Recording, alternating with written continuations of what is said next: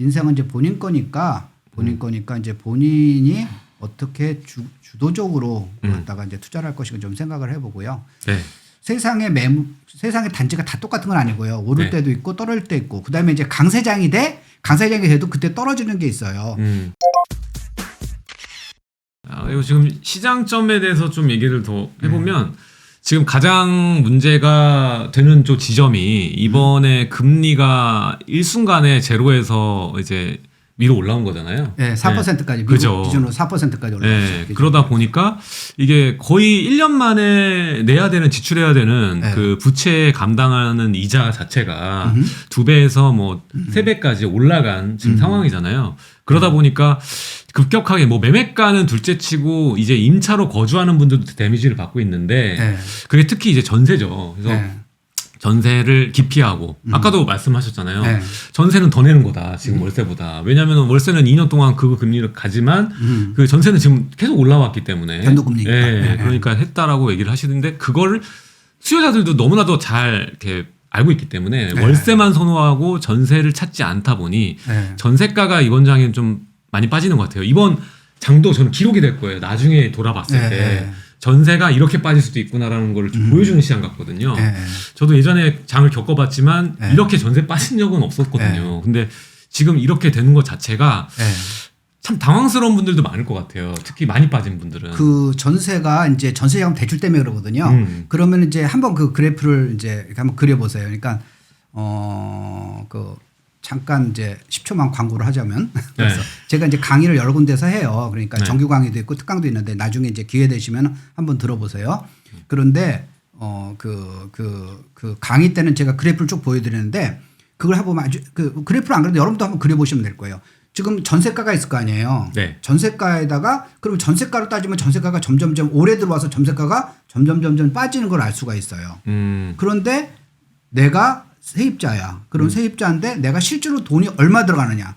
자기 돈 갖고 전세를 하는 사람은 문제가 없어요. 근데 전세자금 대출을 받은 사람 입장에서 보면은 그 비용이 점점 올라가고 있어요. 전세가가 떨어지면은 내가 적게 빌리면 되니까 내가 돈이 이자가 적게 나가야 되잖아요. 근데 이자율이 전세가 떨어지는 것보다 이자율이 올라가는 게 더 높으니까 그 내가 내는 실질 부담금, 실제 주거비는 점점 올라가고 있어요. 그게 그래서 사람들이 돈을 쓸 여력이 적으니까 점점 이제 전세는 안 하고 차라리 이러면 나 월세 살 거야 그러니까 전세 수요가 줄어드니까 전세가 떨어지는 거예요. 네. 그래서 금리 인상과 이제 그게 밀접한 거고요. 금리가 이제 인하하면 다시 전세가는 올라갈 거고, 오늘 이제 금리하고 굉장히 밀접한 관계고요. 네. 아까 이제 미국 같은 경우는 아까 기준금리 이제 잠깐 딴 화제로 넘어가기 전에 그 기준금리가 아까 이제 0.25에서 지금 이제 4%까지 올라갔잖아요. 네. 그리고 이제 실제로 모기지도 보면은 지난 1년간 2배 이상 올랐어요. 그러면 실제로 보면은 한 달에 $2,000씩 모기지 이자 내는 사람이 변동금리라고 그러면은 보면 이제 $4,000를 내야 된다는 거예요. 미국은 이제 고정금리가 많기 때문에 네. 이제 그렇게 $2,000에서 $4,000 가는 사람은 적어요. 그런데 어떤 사람이냐면 새로 살 사람이 있잖아요. 새로 산 사람은 옛날에 작년에 샀으면 내가 $2,000만 내고 그 집을 살 수가 있는데 지금 사게 되면은 $4,000 내에 집을 살 수가 있는 거예요. 그럼 사는 사람 입장에서는 수요가 줄어야 되잖아요. 근데 작년 동기 대비해서 지금 집값이 미국 집값이 떨어진 게 아니라 8.4%가 올랐어요. 미국 금리는 우리나라 금리 올린 것보다 미국 훨씬 많이 올랐는데 그러니까 사실 보면은 이 정작 금리를 많이 오르는 미국에서는 그렇게 집값에 영향이 별로 없는데 우리나라에서는 이제 심리적인 게 굉장히 많다는 네. 거죠. 그래서 이거는 뭐 누가 얘기하더라도 풀리는 건 아니고 금리 인상이 멈춰야지. 그다음에 지금은 이제 악재의 가장 큰 거는 뭐냐면 금리 인상이거든요. 그러니까 금리 인상이 이제 멈추고 그러면 사람들이 이제 터널 끝이 보였구나라고 해야지 이제 사람들이 투자 심리가 살아나는 거죠. 자, 그래서 이번에 이렇게 전세가가 빠지는데 우리가 전세 빠지는 현상은 흔히 어디서 보냐면 입주장. 네. 공급이 많은 곳에서 보잖아요. 그렇죠. 네. 근데 이번에 이런 전반적인 전세가 하락을 그 보유자 입장에서는 네. 특히 아까 말했던 게 연동되는데 네. 21년에 산 그 20년이죠. 20년 임대입법 들어갈 때 그 8월부터 12월까지 네. 그 높은 전세를 활용해서 임대를 맞춘 분 같은 경우에 지금 최악의 거란 말이죠. 네. 그래서 이런 분들이 어떻게 대응해야 될지 모르시는 분들도 있고 뭐못 돌려줘서 세입자까지 피해 입고 이런 경우도 있는데 네. 이렇게 역전세, 그러니까 전세가가 낮아지는 현상을 우린 대응을 하는 뭐 팁이 있다면 네. 뭐 알려줄 수 있는 게 있을까요? 이제 원천적으로 다음에 그렇게 하지 말아야죠. 원천적으로는 좀 너무 높이 갭을 활용하지 마라. 네. 제 강의를 들어보시면 알겠지만은 네. 제일 똑같은 돈 갖고 그러니까 처음에 시작한 사람은 돈이 없어요. 네. 신혼 돈 당연히 없어요. 없죠. 그러니까 이제 뭐 전세를 끼고 나서 조그만 거 하나를 사는 거죠. 그거에 대해서 제가 뭐라는 건 아니에요. 근데 돈이 많은데 여러 채를 사는 사람 그거는 좋은 전략은 아니에요. 지금도 그렇고 과거도 그렇고요. 그래서 이 똘똘한 거 그렇게 뭉쳐야 되는 거예요. 아. 집값이 싸다는 거는요. 집값이 비싼 데는 사람들이 잘못 생각하는 게 집값이 비싼 데는 투기꾼들이 막 들어가 가지고 서로 치고받게 가지고 거품이 있는 거고 집값이 싼 데는 사람들이 건들지 않아 가지고 아직은 그 사람들이 몰라 가지고 저평가 된 거라고 착각을 하고 있는 거예요. 근데 그게 아니라 사람들의 투자자가 본인만 있는 게 아니고요. 또 지금만 한 게 아니라 과거 몇십 년간 수만 또는 수백만의 사람들이 사고 그 동네에 사는 사람도 집값 사잖아요.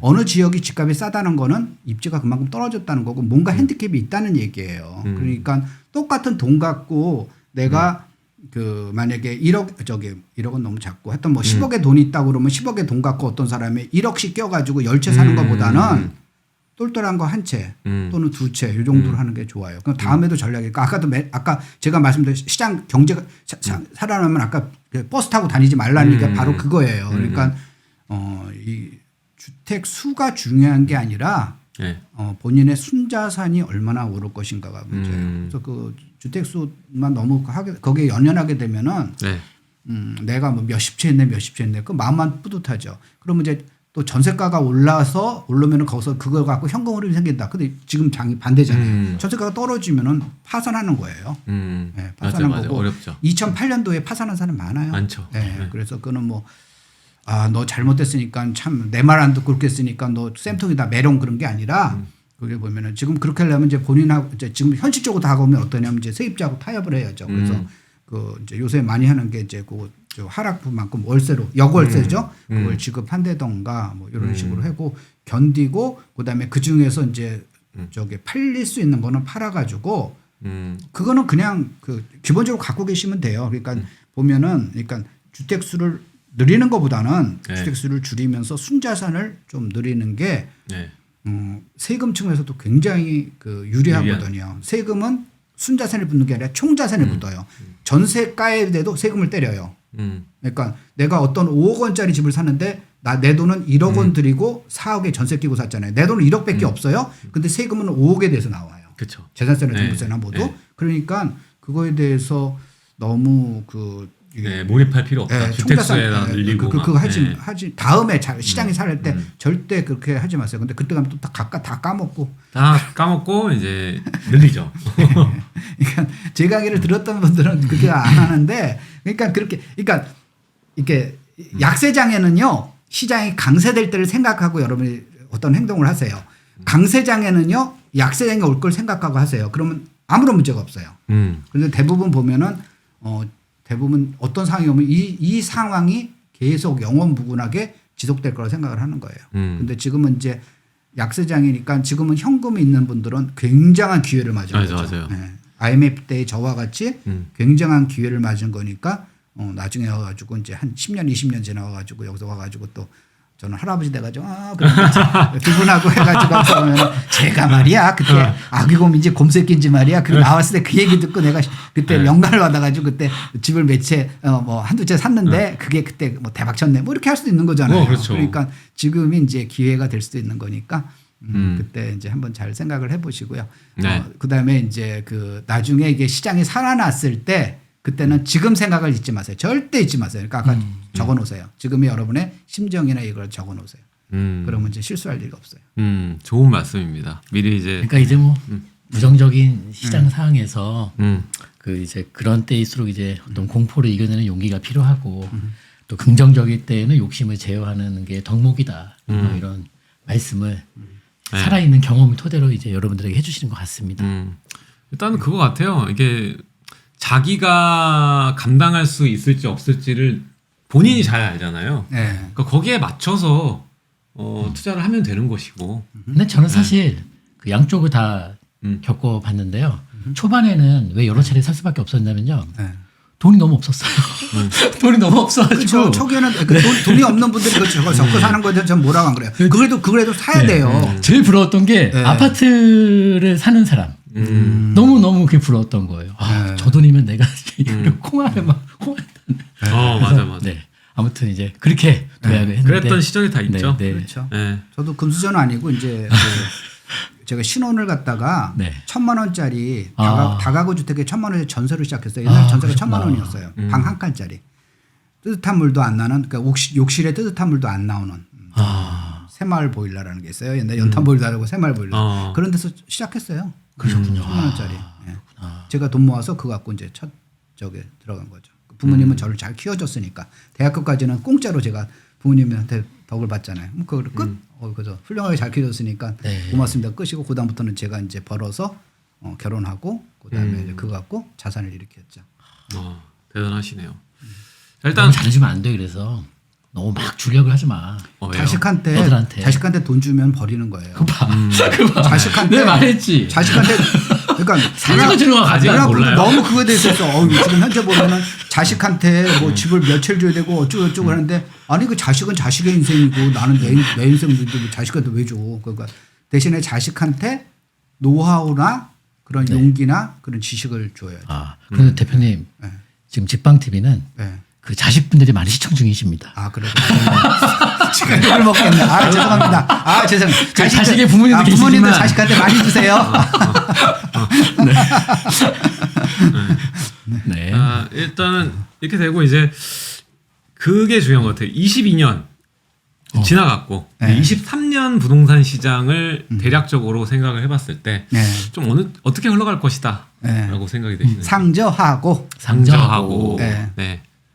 상반기는 일단 뭐 금리의 추세 변화를 좀 주목해야 될 필요가 있고, 그렇죠. 그 이후에 이게 낮아들거나 꺾이게 되면 무조건 시장에 시기상으로 반등 각이 나올 수가 있다는 거죠. 그렇습니다. 네. 다 어떻게 생각하세요? 저는 우리 선배님 말씀 따라가야죠. 상저하고, 상저하고 이렇게 생각하면 될 것 같아요. 자, 그리고 지금 같은 시기에 이제 기회가 누구에겐 기회로 여겨지고 누구는 위기에만 집중해서 기회인지도 모르게 되겠는데 그렇죠. 지금 이 같은 시기에 좀 준비를 해야 될 게 뭐가 있는지 이제 무주택자나 1주택자 분들에게 뭐 하실 말씀이 있나요? 무주택자는 아까 말씀드린 대로 약간 그 비관론이나 냉소주의에서 좀 벗어나야 돼요. 벗어나야 되는 거고 인생은 이제 본인 거니까 이제 본인이 어떻게 주도적으로 갖다가 이제 투자를 할 것인가 좀 생각을 해보고요. 세상의 단지가 다 똑같은 건 아니고요. 오를 때도 있고 떨어질 때 있고 그다음에 이제 강세장이 돼도 그때 떨어지는 게 있어요. 우리가 지난 몇 년간 집값이 얼마나 올랐습니까? 그러니까 문재인 정권 들어서고 지금까지 한 5년 6개월 정도 지났잖아요. 2017년 5월 10일부터 지금 이제 11월 중순이니까 5년 6개월 지났는데 집값이 누적해가지고 이제 아파트 값 기준으로 해가지고 70% 이상 오른 지역이 이제 세 지역이 있어요. 이제 분당, 그다음에 노원, 영등포 이거 세 지역이 있는데 집값이 70% 엄청 많이 오른 거예요. 평균적으로 70% 올랐으니까 엄청 많이 오른 겁니다. 근데 놀랍게도 그냥 폭풍처럼 올랐을 그 시기에도 집값이 떨어진 지역이 또 세 지역이 있어요. 전국적으로. 그러니까 똑같게 오른 게 아니고 똑같이 떨어지는 것도 아니에요. 그러니까 그걸 여러분들이 그때 이제 잘 보고 어떤 지역으로 들어갈 것인가. 그다음에 어떤 단지로 갈 것인가. 그 찾는 거는 여러분들의 숙제예요. 그래서 끊임없이 공부를 하셔야 되는 거고요. 나는 투자금이 없어서 무주택자한테 말씀드린 거예요. 투자금이 없어서 투자를 못 해요라고 하는데 투자금을 다 모으고 투자를 하려고 그러면은요. 늦어요. 대출 하라는 게 아니에요. 그 투자금을 모으는 동안에 공부를 같이 해야 돼요. 공부를 해야 되는 겁니다. 그래서 제가 이제 아기곰이라는 이제 실력을 갖춘 게 물론 옛날부터 투자했다 그랬죠. 1980년대부터 투자했다 그랬잖아요. 근데 정말 아기곰이라는 실력을 갖췄다라고 하는 거는 IMF 때예요. IMF 때 열받아 가지고 자산이 확 떨어졌잖아요. 그러니까 열받아 가지고 왜 내 자산이 줄어야 되는데 나는 정말 열심히 저축해 가지고 내가 정말 알뜰하게 해 가지고 이렇게 저축해 가지고 인생을 정말 남한테 이렇게 정말 이렇게 보여줄도 정말 자랑스러울 만큼 나 열심히 살았는데 왜 내가 이런 고통을 받아야 되고 그때 생각을 하면서 많은 깨달음을 얻고 많은 반성을 하고 그때부터 이제 아기곰의 실력을 갖춘 거거든요. 그래서 여러분들이 이제 돈을 모으는 기간만큼 여러분들이 꾸준히 공부를 하게 되면 나중에 이제 돈의 흐름도 이해를 하고 그러니까 쓸데없이 뭐 어떤 게 좋아요. 그리고 우르르 어떤 게 좋아요. 우르르 그거는 남의 손에 이끌어 가지고 잘못하면 그 절벽이나 이끌어 가는 거고요. 남의 손에 이끌어 가지고 멋있는 배를 탔더니 그 배 이름이 타이타닉이고요. 그러면 완전히 끝나는 거잖아요. 꼬르륵이죠. 조금 있으면 거기 멋있는 배인 줄 알았더니 꼬르륵이잖아요. 그러니까 자기가 주도가 되는 저거 되는 거니까 네. 가장 좋은 공부해서 건, 자기가 주도할 수 있게끔 갖추고 돈도 같이 맞춰서 그러니까 들어가야 된다. 가장 나쁜 거는 앞으로 3년 동안 떨어진다면 4년 동안 떨어진다면 그 다음에 내가 봐야지라고 하는 건 안 좋은 거예요. 그러니까 그 전까지 빨리 준비를 하고 이 기회를 내가 어떻게 잡을 수 있을 것인가. 그게 이제 무주택자고요. 1주택자 같은 경우는 이제 갈아타기 요새 힘들어요. 갈아타기 힘드니까 그냥 저는 이제 홀딩 하시라라고. 홀딩. 예, 거래량이 살아날 때까지. 거래량이 살아나는 건 언제 살아나? 취득세가 풀리면 거래량이 살아납니다. 그래서 저 거래량이 살아날 때까지 그래야지 내게 팔리지 못한 걸 살 거 아니에요. 내게 안 팔리고 내가 자금이 있어? 그럼 일시적 일가구 이주택 하면 되죠. 그건 굉장히 좋죠. 아까 무주택자의 포지션하고 똑같은 거니까 그건 굉장히 좋은 거예요. 네. 일시적 일가구 이주택을 할 수 있는 사람은 큰 행운이죠. 행운이죠. 예, 네. 그러니까 그거는 뭐 문제가 없고요. 그다음에 이제 다주택자 같은 경우는 이제 지금 같은 경우는 취득세가 높기 때문에 옴짝달싹 못 하고 있죠. 지금 뭐 할 수도 없는 거고 하는 거는 좀 안 좋고 오히려 좀 주택을 처분을 해야죠. 그러니까 다주택자로 주택 처분하라는 건데 제가 지금 집값 떨어질 거니까 하세요. 그게 아니라 집값이 한창 오른 2020년, 21년에도 제가 다주택자 집 처분하라고 얘기를 했거든요. 그래서 2020년 7월 달에 7월 10일 날 취득세가 딱 오르면서 그다음부터 다주택자는 집을 처분을 하세요라고 하고 처분을 하고 그러면은 그 돈 갖고 스테이크 사 먹거나 와서 낭비 뭐 술 사 먹고 그렇게 하는 게 아니라 주택을 모으라는 거예요. 주택 수를 줄이라는 거예요. 주택 수를 줄이는 그 전략을 써가지고 세금을 줄이고 그다음에 그렇게 하라라는 거니까 지금 저기 주택 수를 좀 줄이는 게 다주택자는 좋다라고 할 수가 있습니다. 그래서 자기가 포지션에 따라 달라요. 그러니까 가장 좋은 거는 본인에 맞는 전략을 본인이 이제 좀 노트에 쓰든지 뭐 컴퓨터에 쓰든지 여러분 핸드폰에 쓰든지 깨알같이 한번 써보세요. 써보시고 나의 목표는 있고 내가 그걸 이루기 위해서 어떤 전략을 써야 될 것인가. 그래서 인생을 조금 냉소주의에 빠지지 말고 좀 진지하게 좀 살아보시면은 사람이 심각하게 살려는 게 아니라 진지하게 살게 되면은 네. 사람이 전 농담 따먹기 잘하잖아요. 이모를 그러면은 사람이 저절로 사람들이 좀 여유로워져요. 네. 네. 아유, 좋았습니다. 오늘 그 또 투자계에서 가장 또 유명하시고 많은 분들의 대선배인 많은 전문가들을 네. 양산하신 우리 아기곰님 모시고 이런저런 얘기들 나눠봤습니다. 여러분들 즐거우셨는지 모르겠습니다. 즐거우셨으면 좋아요 한 번씩 눌러주시고요. 네. 구독하기 한번 부탁드립니다. 그리고 또 잘 모르겠다. 오늘 무슨 얘기하는지 잘 모르겠다. 그리고 부동산에 대한 공부와 준비를 하고 싶은 분은 아기곰님 또 강의가 있으니까 또 들어보시고 초보자들을 위한 강의거든요. 그 책이 지금 정말 많이 팔리지 않았어요? 그 많이 옛날에 팔렸죠. 만든 옛날부터 나온 거라서 네. 많이 팔렸고 계속 개정을 거쳐서 그러니까 네. 책부터 일단 여러분들 사서 보시면 좋을 것 같아요. 아기곰님 책부터 재테크 불변의 법칙 가서 보면 있습니다.